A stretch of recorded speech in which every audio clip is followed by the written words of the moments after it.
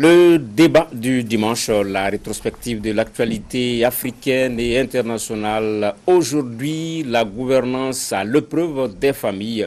On va parler de cette affaire Aliou Sall, du nom du petit frère du président sénégalais Macky Sall, et également de la possible extradition vers le Burkina Faso de François Compaoré, le frère de l'ex-président du Faso, dans l'affaire Norbert Zongo.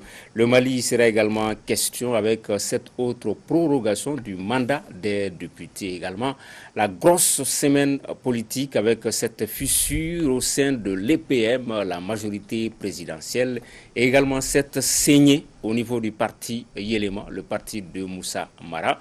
Des questions qui seront abordées par nos invités, Makan Kone de Nouvelle Libération, Alexis Calambri de Mali Tribune, Maître Chakmar Konaré, journaliste écrivain, et Serge Daniel, journaliste écrivain, Maître Konaré, voilà, justement, qui veut, puisque hier, Maître Konaré et moi sommes rendus à la Bibliothèque nationale pour recevoir au nom de tous, et c'est l'information, cette distinction, l'émission, le débat du dimanche, les images qui vont venir à l'instant.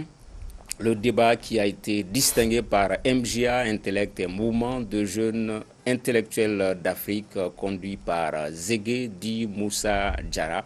Nous sommes allés recevoir la distinction au nom de tous, au nom de l'émission, au nom des panélistes, de l'ensemble des panélistes, également au nom de l'équipe technique.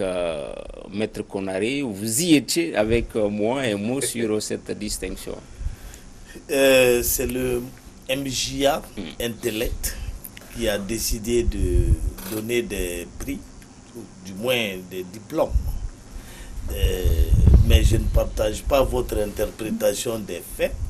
Certes, nous dédions notre prix à l'émission Débat du dimanche, mais les prix sont individualisés. C'est Maître Konaré et non pas Serge Daniel qui a reçu le prix. Voilà. Et il y a Ségou Tangara qui a reçu et non pas Makan. Voilà. Donc, appelons les chats.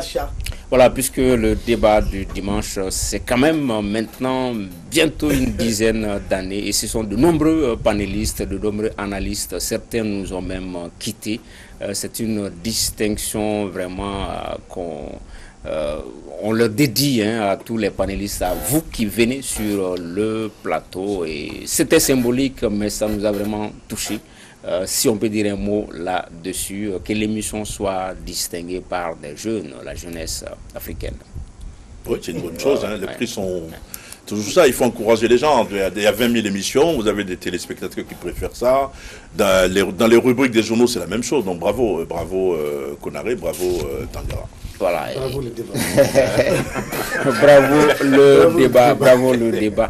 Voilà, premier thème de cette émission, justement, deux affaires dans cette émission pour parler, je vous le disais à l'instant, de la gouvernance à l'épreuve des familles. L'actualité étant marquée cette semaine par l'affaire Aliou Sall, du nom du petit frère du président sénégalais, cité donc dans cette affaire de corruption avec British Petroleum. Il aurait reçu la somme de 250 000 $. Également au Burkina Faso, cette semaine, on l'a appris, il se pourrait que François Compaoré soit extradé vers le pays. Maître Konaré, d'abord le Sénégal, Aliou Sall, le petit frère du président qui aurait reçu 250 000 $. Est-ce possible de diriger sans interférence de la famille en Afrique? C'est dommage que de tels bruits de casseroles courent derrière les membres des familles présidentielles africaines. Entendons-nous sur les principes au lieu de singulariser les choses. Le principe, c'est que chaque personne a confiance aux membres de sa famille. Si vous me nommez, vous me lisez président, j'ai confiance à mon fils, j'ai confiance à mon frère. J'aimerais bien les nommer, mais il ne faudrait pas que ces nominations-là soient issues du seul fait que leur frère ou leur père est président. C'est pourquoi aux États-Unis, quand Kennedy, en 1967, a désigné son frère comme ministre de la Justice, Robert Kennedy, les parlementaires ont pris une loi pour imposer que désormais, aucun président, aucun directeur d'une agence fédérale n'est plus habilité à désigner un membre de sa famille dans la dite agence ou dans le dit service. Donc, quelle que soit la compétence du membre de la famille, il ne faudrait pas que la famille soit l'élément catalyseur de sa promotion dans l'échelle de la société. Donc, nommer déjà la tête des services publics, et simplement parce qu'ils sont membres de votre famille, ça crée vraiment des conflits d'intérêts. Et si des rumeurs courent comme des bruits de casseroles et autres là, c'est de nature à discréditer l'action publique. Oui, Alexis Calambri, d'aucuns diront également que si le proche en question est compétent, s'il a les aptitudes, il peut bien travailler pour son pays. Oui. Ça se dit aussi. Non, c'est ça le paradoxe, ou du moins le côté où il faut vraiment savoir bien gérer. Parce que, oui, vous ne me prendrez aucun chef d'État d'aucune nation qui ne travaille pas avec ses proches. Il parle des États-Unis, mais Trump a et sa fille et le mari de sa fille dans son cabinet. Dans tous les pays du monde, c'est comme ça. On travaille avec des gens d'abord en qui on a confiance. L'élément déterminant devrait d'abord être effectivement que les gars aient les compétences. Et malheureusement, peut-être on trouverait 1000 affaires de ce genre. Ça aurait été quelqu'un d'autre qui l'aurait peut-être agi de la même manière, mais on aurait dit un tel a détourné. Mais au lieu de dire Monsieur Sall a détourné, on dit Monsieur Sall, le frère d'eux. C'est là où se trouve justement le côté gênant. On a énormément d'affaires en Afrique, mais dès lors qu'on est fils d'eux, frère d'eux, ça fait que ça prend une autre ampleur et ça prend d'autres connotations. D'accord, Magankono, on va s'arrêter sur le cas spécifique du Sénégal. BBC est réputé être crédible, intègre, et elle n'affirme pas au vent comme ça. Absolument, absolument. Et je crois qu'elle peut cet organe, cette station ne peut pas avancer. Et puis c'est quand même très sérieux. Elle avance des preuves. Il y a même un rapport qui a été publié, je crois, hier ou avant-hier, que la presse sénégalaise est en train de distribuer, en tout cas de publier, qui donne des preuves même par rapport au salaire, à l'argent détourné et tout. Mais moi je crois, les questions précédentes que vous avez posées, je crois que tout ça c'est une question de moralité, moi je crois, et d'éducation. C'est surtout une question de moralité, parce que, comme Alexis vient de le dire, presque partout au monde, on travaille avec ses parents, sa famille, c'est pas interdit, il n'y a aucun texte qui l'interdit, sauf le cas dont Cheikh Mar vient de parler tout à l'heure. Maintenant, il faut avoir le maximum de moralité et mettre en avant cette moralité. C'est une question d'éducation simplement, c'est-à-dire que c'est pas parce que ton frère, tu n'es pas là, il faut te dire qu'on n'est pas là parce qu'on est frère ou fils d'un tel, mais on est là parce qu'on a des compétences et on travaille pour un pays. Il faut mettre le pays en avant, la moralité et la compétence. Sur le cas de la BBC, le cas du Sénégal, le problème c'est, je crois que c'est pas une affaire terminée. Mais j'ai entendu la journaliste dire qu'elle a donné l'occasion, en faisant son reportage, son enquête, qu'elle a donné l'occasion au fils du président, au pouvoir de s'exprimer et qui ne se sont pas exprimés. Je ne sais pas si c'est vrai ou si c'est vrai, c'est qu'ils ont tort. Mais ce n'est pas une affaire qui, de mon point de vue, est terminée. D'un point de vue global, la question est simple. Est-ce que, parce qu'on est fils de président de la République, parent de président de la République, on n'a pas le droit d'exercer un emploi public? Non. On est citoyen, comme tous les autres citoyens, on a le droit d'exercer un emploi public, etc. Mais la deuxième question, c'est est-ce qu'on est compétent pour exercer cette fonction? C'est là où ça devient un peu compliqué. Il y a une règle générale, vous parlez des États-Unis par exemple, vous ne verrez pas un ministre aux États-Unis qui s'occupe des sports, dont l'hôtel sert à héberger l'équipe nationale. Il démissionne en 2 minutes. Parce que c'est un conflit d'intérêts. Donc là-bas, quand même, les choses sont plutôt claires. Oufouette disait qu'il avait fait de la politique pour plusieurs générations. On n'a pas vu d'enfant d'Oufouette dans la politique à des postes parce qu'il a dit non, moi j'ai fait de la politique pour vous parce que c'est pas intéressant. Ce qui serait intéressant, prenons le cas du Mali, par exemple, on a des présidents qu'on a connus qui ont eu des enfants qui ne se sont mêlés de rien du tout. Donc ça dépend de celui qui est au pouvoir, ça dépend des objectifs, mais d'un autre côté, puisqu'en Afrique, généralement, on dit, bon, dès qu'on est président ou dès qu'on est aux affaires, on a une cour derrière, il serait bien de baliser tout ça. Parce que le débat au Sénégal aujourd'hui, c'est de dire aussi, est-ce que le frère du président de la République a intrinsèquement pouvait occuper le poste qu'il occupe dans cette histoire, dans cette société-là. Donc voilà. Okay. Donc il faut baliser le terrain, faire attention, sachant que nous sommes dans un environnement où il y a souvent de la corruption, parce que ça c'est très important, et ne pas prendre le fouet, ne pas donner à l'adversaire le fouet avec lequel il vous bat. D'accord. Maître Konaré, est-ce que il faudrait compter sur la justice sénégalaise pour établir la lumière sur cette affaire? C'est vrai, les Sénégalo-Sénégalaises, mais l'accusation, l'affirmation est d'un média étranger britannique. Est-ce qu'il faudrait compter sur la justice sénégalaise pour établir la lumière, puisqu'il y a des questions de redevabilité aussi de la justice envers l'État? Mais c'est ce que je disais. Il faut aller au-delà des cas particuliers. Aux États-Unis, vous ne pouvez pas être président et nommer votre fils ministre ou directeur d'une agence. Mais vous pouvez le nommer dans votre cabinet où il ne répond que de vos seules activités au sein du cabinet. Parce que si vous prenez le cas sénégalais ou le cas africain en général, vous ne pouvez pas nommer votre fils et qu'un jour, accusé de corruption, vous le jetiez en prison. C'est extrêmement difficile. Donc, du seul fait que c'est votre fils, les critères de compétence, la nécessité de rendre compte, éventuellement devant la justice, ces éléments-là tombent. Donc, c'est parce qu'on le sait qu'on devrait prendre une loi interdisant formellement ce genre de pratique. C'est du népotisme, et ce népotisme-là, lorsqu'il aboutit à un crime encore plus grave, il est difficilement sanctionnable.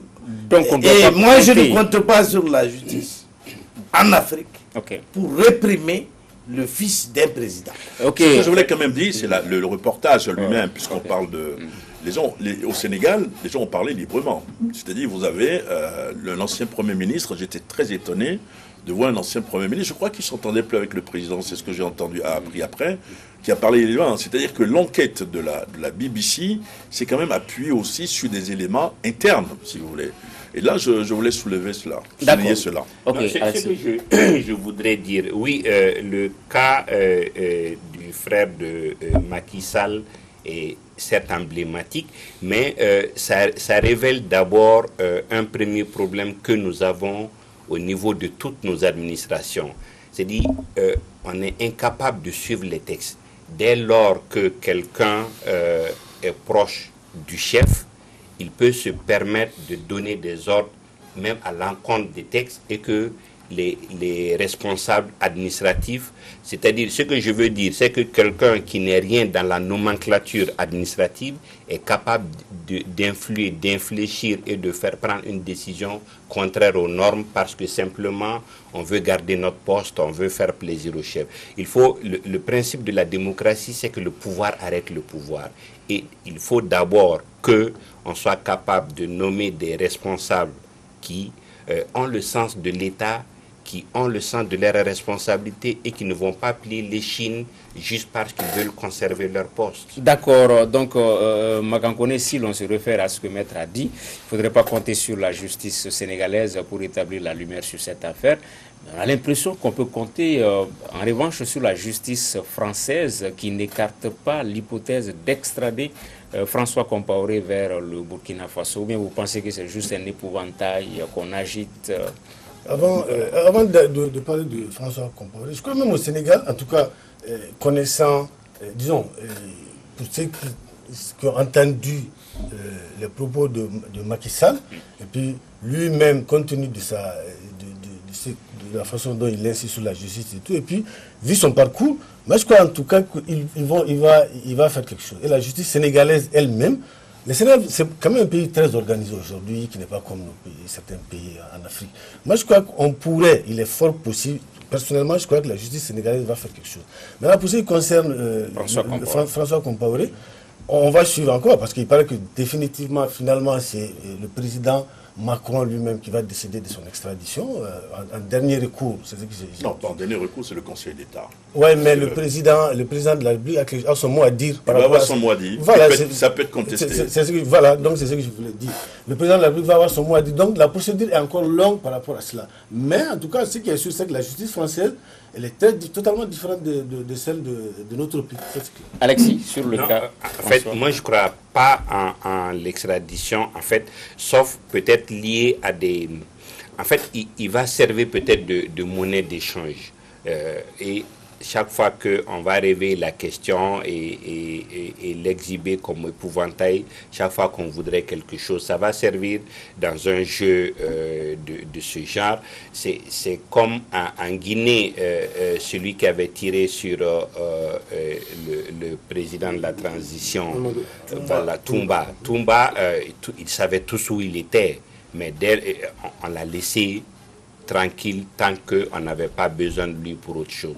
Non, je pense qu'il va juste servir de monnaie d'échange à un certain moment donné, mais ça ne sera pas facile, ça ne sera pas tout de suite. Serge, sur François Compaoré. Mais je pense la même chose, c'est-à-dire que c'est pas fini, le processus n'est pas fini, Alexis l'a dit, Macan l'a dit également.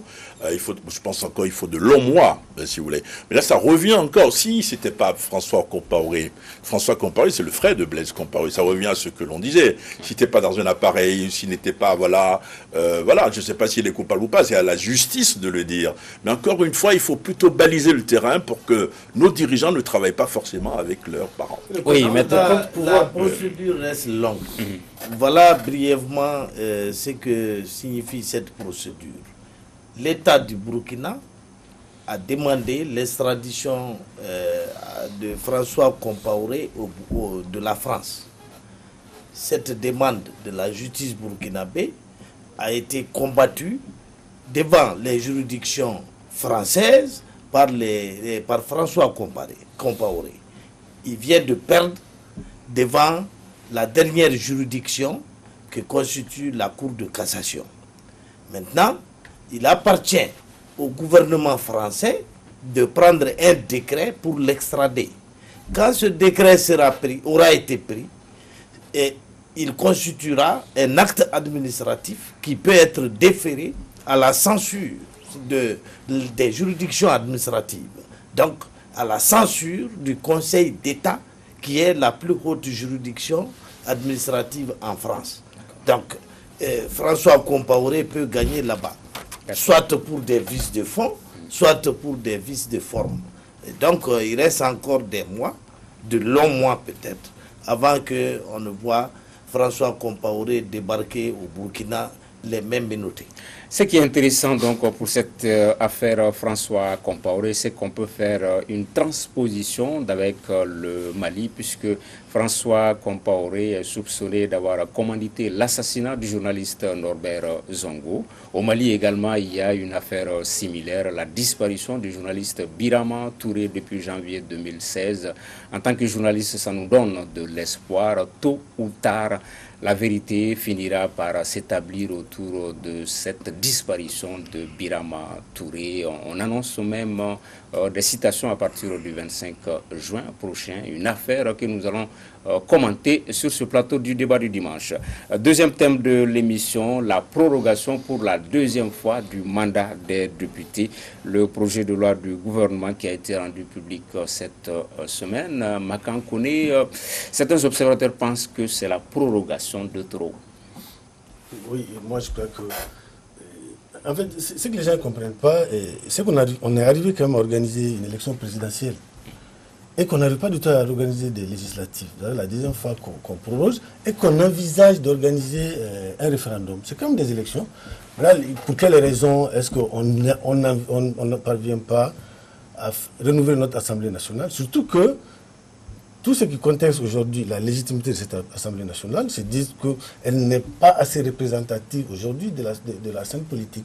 C'est que les résultats qui sont sortis de la présidentielle ne reflètent pas aujourd'hui la configuration de l'Assemblée nationale. C'est que des partis politiques pensent aujourd'hui qu'ils sont mieux représentés dans la rue, au sein de leur base et tout dans le pays, qu'au sein de l'Assemblée nationale. Donc ils insistent pour le renouvellement de l'Assemblée. Alexis, d'aucuns disent que c'est le moindre mal que aller vers une constituante ou permettre au président de légiférer par ordonnance serait un saut vers l'inconnu. Oui, c'est vraiment le moindre mal pour, pour beaucoup de raisons. Macan a parlé de tout ce qu'on est en train de préparer avec l'accord politique et le projet de référendum. Je pense qu'il y a beaucoup de choses à faire pour arriver, disons, avant la mise en place d'une nouvelle assemblée. Alors, les alternatives que l'on propose sont tous, disons, subjectives. Quoi que tu fasses, quelqu'un aura à se plaindre. Alors, pourquoi ne pas garder cette assemblée, au moins, qui regroupe des gens qui ont été élus, qui représentent, disons, des gens, la population malienne, les proroger le temps qu'on nettoie. C'est-à-dire, le seul reproche que j'ai fait et je fais, c'est que, à la limite, qu'on n'attende pas à chaque fois que le mandat arrive à terme pour constater que rien n'a été fait.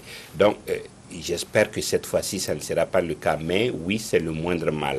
Oui, Maître Konaré, l'Assemblée nationale, c'est la représentation nationale. On dit que la légitimité appartient au peuple, mais des mandats prorogés, on a l'impression que ce sont des députés qui se font nommer, députés par le gouvernement. Souvent, c'est comme cela les citoyens lambda pensent. Non, il ne fait pas de doute que l'Assemblée a perdu sa légitimité. La Constitution prévoit le mandat pour 5 ans. Un jour de plus, vous n'avez plus de mandat légitime. Nous ne sommes plus dans le débat sur la légitimité. Nous sommes dans le débat constitutionnel, dans le débat légal. Aujourd'hui, est-il légal de proroger le mandat des députés? Donc chacun peut y aller de sa petite chanson, mais moi j'estime que proroger le mandat des députés par le moyen de la loi organique, comme le gouvernement vient de le faire et de le refaire, c'est, à mon avis, la moins mauvaise des solutions. Parce que les autres solutions reviennent toutes à donner tout le pouvoir à l'exécutif. Donc, à tomber dans un pouvoir personnel ou dictatorial.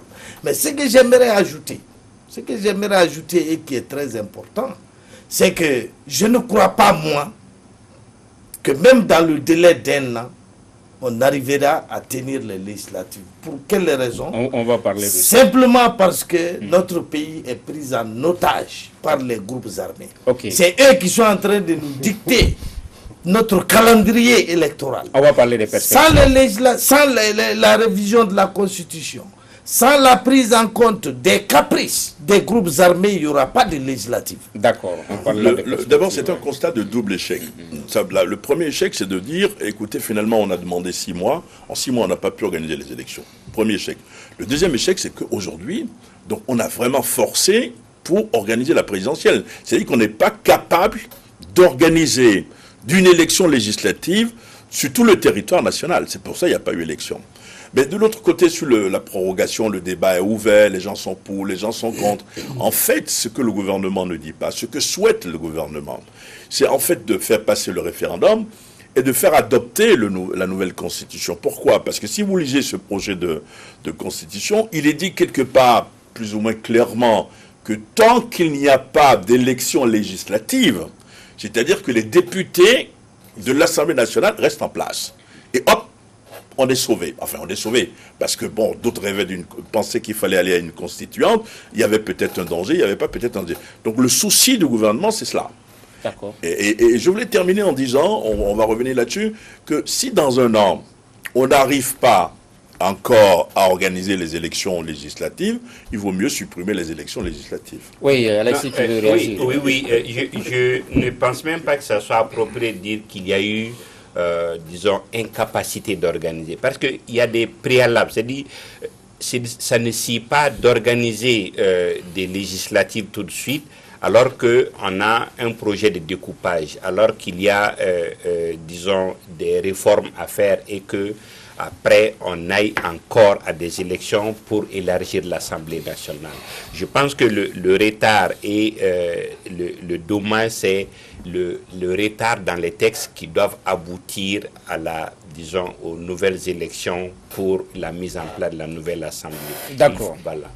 Souvent, quand on écoute les commentaires par rapport aux réformes à envisager, on a l'impression que l'obstacle, il est politique. C'est-à-dire qu'on pense qu'avec l'accord politique de gouvernance, tous les problèmes sont résolus, alors qu'en réalité, l'obstacle, il est juridique. On ne peut pas aller vers ces réformes-là tant qu'il est porté atteinte à l'intégrité territoriale. Or, la situation sécuritaire n'est pas cela. L'obstacle, il est légal, il n'est pas politique. On peut avoir tous les consensus, tous les accords, mais voilà, la légalité. En réalité, comme tu as touché, vous avez dit l'essentiel. C'est-à-dire que même l'élection présidentielle qui s'est tenue, notre constitution elle est claire, à son article 118, qui dit que si jamais l'État ne contrôle pas un seul centimètre carré du territoire, on ne peut pas faire tenir d'élection. Et aujourd'hui, on ne peut pas faire d'élection. On ne peut pas tenir d'élection. On a fait l'élection présidentielle. Non, je sais. C'est que je vais dire que viole la Constitution.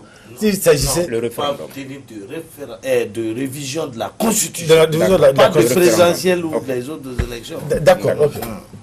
Donc pour dire que, pour donner raison par rapport à la légalité et tout, ça, par rapport à ça, c'est très clair. Mais moi, je veux dire, on a l'impression qu'on veut juste faire le référendum. L'élection législative, le renouvellement de l'Assemblée, aujourd'hui, ce n'est pas une priorité. Ouais, tout part de la stabilité. Tout part de la stabilité du pays. Mais est-ce qu'il ne faudrait pas focaliser toutes les énergies sur la stabilisation du Mali d'abord, rendre le pays sécure d'abord, avant de parler de quoi que ce soit? Oui, mais on ne peut pas rendre le pays sécure sans faire table rase, encore une fois, de ce fameux accord que je ne cesse de critiquer. Tant que cet accord... tant que cet accord existe, le Mali ne peut pas tenir les législatives parce qu'il est écrit dans cet accord que les réfugiés doivent être de retour, les régions du Nord doivent avoir leurs députés, il doit y avoir un redécoupage du territoire, on doit réviser la Constitution. C'est tout cela qui doit être fait avant qu'on aille aux législatives. Donc, si le Mali veut respecter l'accord de paix issu du processus d'Alger, c'est tout cela qu'il faut faire. Est-ce que tout cela peut même être fait dans un an? Est-ce qu'il y aura un consensus suffisant pour tenir toutes ces réformes-là? Voilà le véritable enjeu. D'accord. Ce que je voulais dire, moi, c'est que le fait de ne pas organiser les élections, ça pose quand même un problème. Si vous prenez le marigot politique local, il y a eu des élections. Il y a quand même, je dirais pas un chamboulement, mais il y a quand même de nouvelles forces, des forces qui ont émergé. Et ces forces, s'il y avait probablement élections législatives, elles seraient représentées au Parlement. Je veux dire que le Parlement actuel ne reflète pas du tout la réalité politique du terrain. Okay. Donc ce qui est important aujourd'hui, c'est de pouvoir trouver un mécanisme pour que les partis politiques qui ont émergé, quand vous voyez par exemple un faiseur de roi d'une élection ou celui qui vient en 4e position qui n'est pas représenté à l'Assemblée nationale, ça pose quand même problème. C'est-à-dire que peut-être que là, on va parler du dialogue politique national, qu'il faut trouver le mécanisme pour permettre à ces partis politiques non représentés à l'Assemblée nationale de pouvoir avoir de l'influence sur le terrain. Et ça me paraît quelque chose d'important. Alex, non, oui, alors... Pour moi, la réponse de Serre, c'est que c'est le dialogue politique. Si tout le monde s'implique dans le dialogue politique, ça donne au moins un niveau pas de représentativité, mais au moins un niveau où chacun peut s'exprimer et influer, ou du moins faire en sorte que ces vues soient prises en compte. Maintenant, par rapport à, disons, à l'accord qui est la bête noire de Met, je pense qu'il n'y a plus d'alternative pour moi.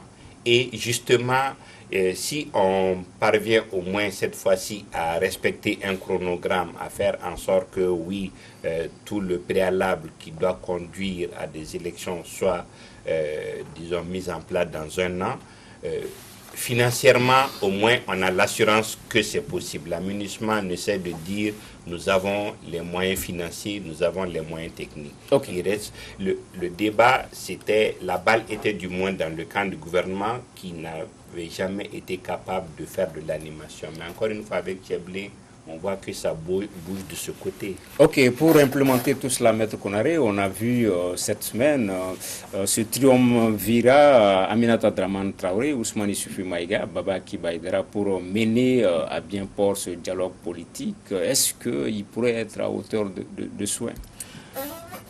La principale revendication de l'opposition à ce niveau, c'était que ceux qui vont diriger le débat politique soient des hommes consensuels.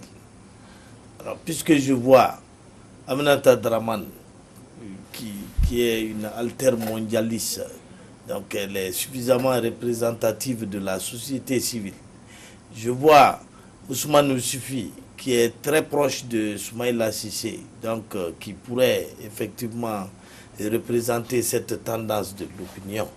Et je vois Baba Hakim, qui est très proche du président de la République, qui peut être représentatif de la majorité. J'estime que ce comité de pilotage pourrait être le bon. Oui, souvent on a des problèmes avec l'appellation dialogue politique. Est-ce qu'il ne faudrait pas plutôt un dialogue national? Parce que les politiques, on va exclure un peu les Maliens des hameaux, les Maliens des villages. Est-ce que plutôt qu'un dialogue politique, il ne faudrait pas un dialogue national qui C'est mon point de vue. Il faut plutôt un dialogue national. Le dialogue politique, tout le monde ne fait pas que la politique. C'est même cela dit, même le fait de ne pas faire de la politique, c'est une manière de faire de la politique. Mais de mon point de vue, le dialogue national, c'est plutôt l'expression consacrée. Et les trois personnalités, le triumvirat qui a été choisi, correspond, je pense, vraiment à quasiment toutes les tendances. Si vous parlez d'Aminata Draman Traoré, il faut surtout dire qu'il était contre l'intervention étrangère au Mali. Ce qui correspond à la vision de plusieurs personnes aujourd'hui. Alors que Issoufou, l'ancien Premier ministre, vous l'avez dit tout à l'heure, tout le monde sait, il est plutôt proche de Soumaïla Cissé, alors que le médiateur de la République est plutôt un régimiste. Moi, je dirais pas proche du président de la République, mais plutôt un régimiste. Donc, je pense que là, ça balaye tout. C'est-à-dire qu'il y a une espèce d'essuie-glace qui prend en compte toutes les sensibilités de dialogue. Mais le terme, effectivement, de dialogue national me semble plus approprié que le terme de dialogue politique. Oui, Alexis Makan, un mot là-dessus. Oui, tout cela est chapeauté aussi par l'ambassadeur Diarra. Voilà, c'est ce que j'allais ajouter. Il dit, avec l'ambassadeur Diarra en Suisse, c'est vraiment un aspect communauté internationale et diaspora malienne. Donc, oui, le casting me semble vraiment bien. Pinochet a assez d'assises et de... Pinochet Oui, Pinochet. Et j'oubliais, il dirige une association, une principale association des ressortissants du nord du Mali. Voilà, donc, oui.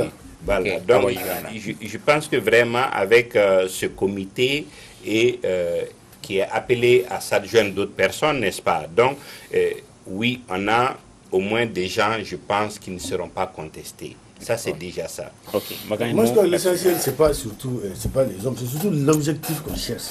Il faut qu'on sache, parce qu'on a quand même vu des dialogues nationaux ici, si vous permettez-moi l'expression. On a vu la conférence d'entente nationale et tout, d'ailleurs Baba qui faisait partie. Il y a eu des recommandations, des décisions ont été prises et tout. Et ça nous a amené où? Aujourd'hui, il faut qu'on finisse avec cette histoire de dialogue, avec ce dialogue national.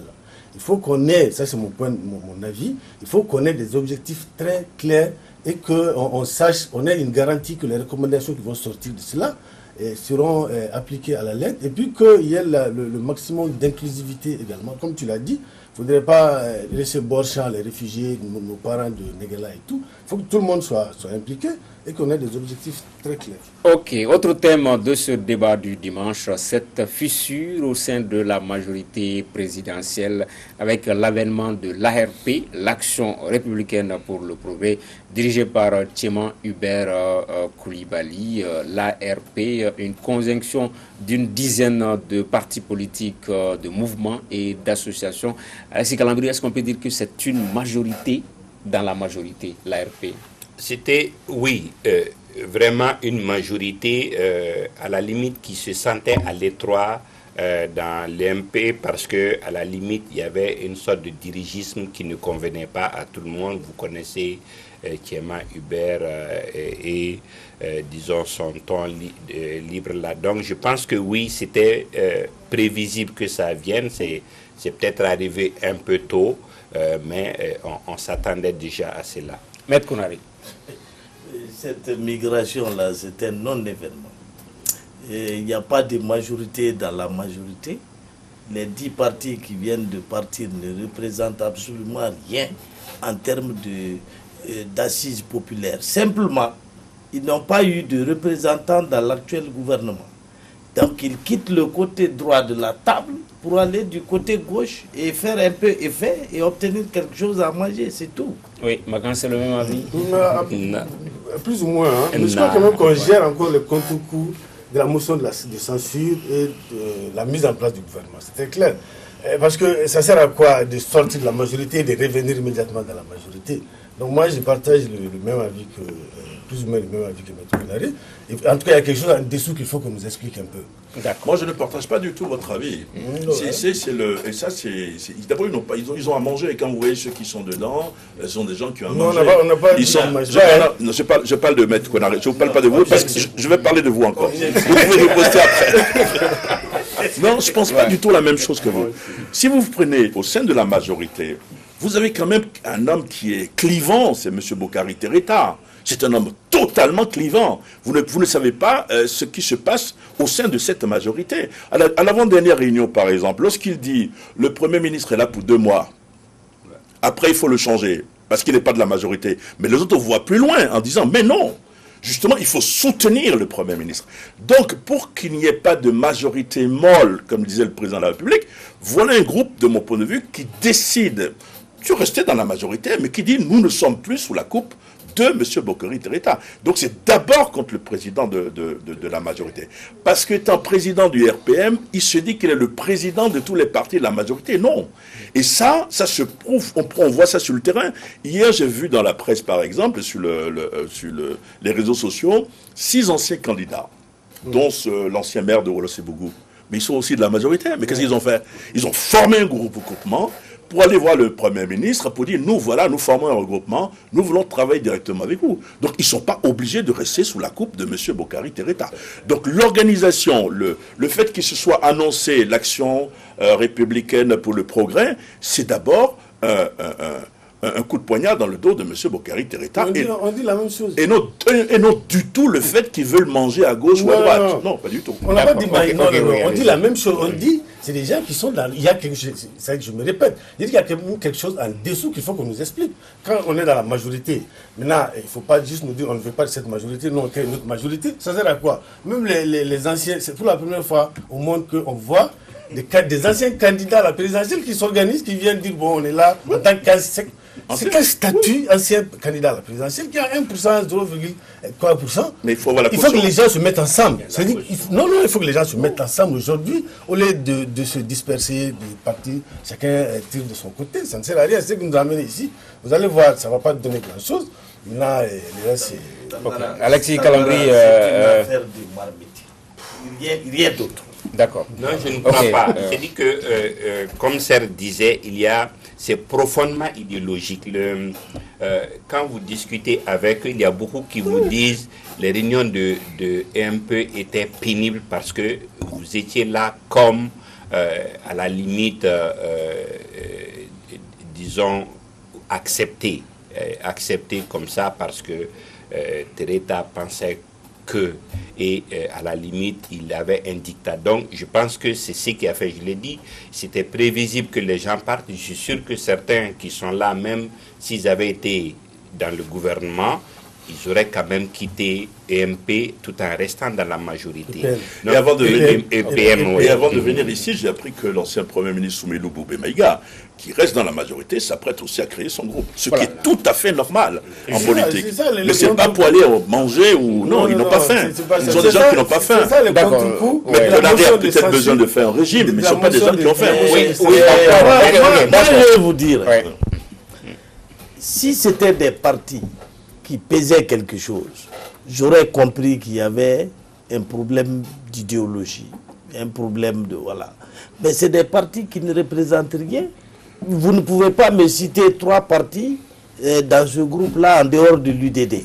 D'accord. C'est des partis à assises confidentielles. Il faut respecter. Et donc, ils n'ont rien eu. C'est pourquoi ils n'ont rien eu dans l'actuel gouvernement. C'est pourquoi ils migrent. Ok, on va avancer dans le débat. Alexis Calambri, l'autre question. Dès lors qu'il y a une opposition plurielle, on est en train d'aller également vers une majorité plurielle. Le front dirigé par Tchema Hubert Coulibaly, c'est lui que Soumaïlou Bouboué Maïga s'apprête à lancer. Est-ce que tout cela ne peut pas fragiliser un peu le soutien au président de la République? Non, il y a d'abord une recomposition en dehors de l'Assemblée nationale, une recomposition de l'échiquier politique qui se réorganise. Même, disons, disons, l'originalité cette fois-ci, c'est que même au sein des partis qui soutiennent le président, on voit une réorganisation et à la limite, chacun cherche à se rapprocher le plus et à prouver le plus possible sa fidélité. L'opposition également, on peut diviser en 2 ou 3, 3 fronts d'opposition, mais en tout état de cause, je pense que ça sert beaucoup plus et la démocratie et l'autre avantage, c'est que chacun s'inscrit dans le dialogue. Donc je pense que ça ne peut être que bénéfique pour le... Moi je crois que au-delà même du contexte actuel, les gens se positionnent par rapport à 2023 aussi, parce qu'on sait que le président est à son second dernier mandat, donc les gens se positionnent par rapport à 2023. Je suis d'accord. D'accord. Ah, tu es d'accord, hein? Par rapport à ce positionnement, on le citait comme l'un des partis politiques les plus constants. Yéléman, le changement de Moussa Mara, une saignée avec le départ d'une dizaine de cadres, de membres fondateurs même. Maître Chakmar Konaré, votre opinion sur cette saignée au sein du parti de Moussa Mara? Un non-événement également? Non, quand on lit leur communiqué, il semble qu'il reproche à Mara plusieurs choses. Premièrement, de s'être porté candidat à la dernière présidentielle sans l'avis du comité directeur.